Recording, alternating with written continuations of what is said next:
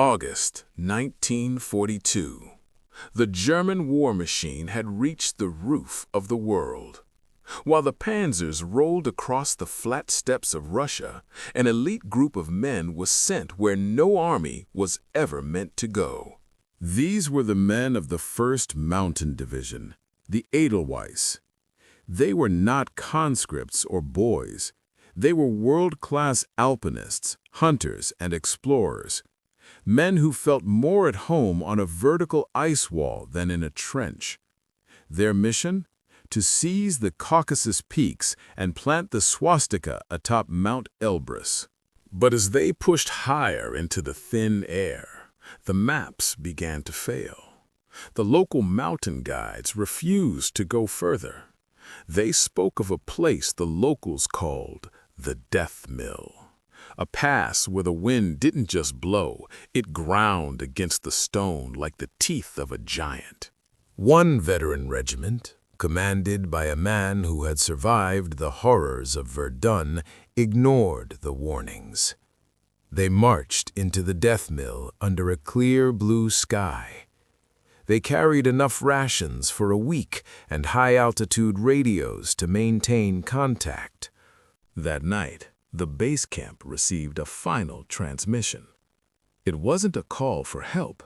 It was a series of rhythmic taps, followed by a single sentence that froze the blood of the radio operators. Then, the line went dead. On the third night, the silence changed. At the base camp, miles below the death mill, the radio operators sat in a cold sweat. They weren't hearing the enemy, and they weren't hearing their comrades. It was a rhythmic tapping, slow, precise, like someone hitting a microphone with a wedding ring. One operator attempted to triangulate the signal, but the needle on his equipment spun aimlessly. The signal was coming from the pass, but it seemed to have no point of origin. At dawn, a reconnaissance pilot was scrambled to fly over the regiment's last known coordinates. The air was unnervingly still. As he banked his plane over the narrow gorge of the mill, he spotted the camp. From 200 feet up, everything looked perfect. The tents were standing, the supply mules were still tethered, but as the pilot looked closer, his blood turned to ice. He saw the men. They weren't moving. They weren't lying down. They were standing in a circle in the center of the camp, like a clock face made of human shadows. He dived low, buzzing the camp to wake them, expecting a wave, a flare, or a curse. Nothing moved. The pilot reported that the men didn't even flinch as his shadow passed over them. They simply stood there, staring into the white void. It took the rescue team 6 hours to climb the final ridge. The air at the death mill was so thin it felt like breathing glass. As they crested the slope, the wind died down to a terrifying, absolute stillness. They reached the perimeter of the camp. There, leaning against a jagged rock, was the first sentry.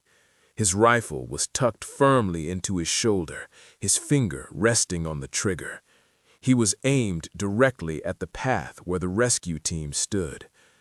The lead rescuer called out a greeting. No response. He reached out to touch the sentry's shoulder. The fabric of the uniform was as hard as iron.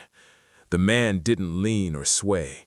He was a statue, an ice-blue monument to a terror that had no name. But it was the center of the camp that broke their resolve. 24 men, the entire command staff, stood in a perfect geometric circle. They weren't huddling for warmth. They weren't looking at each other for comfort.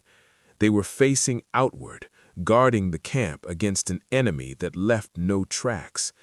Their faces weren't twisted in pain. They were blank, empty, as if their souls had been snatched away in a single silent moment, leaving only the meat and bone to freeze in the dark. One detail remained that the rescuers could never explain. Despite the sub-zero temperatures, despite the weeks of exposure, not a single crow or mountain predator had touched the bodies. Even the scavengers were afraid to enter the circle.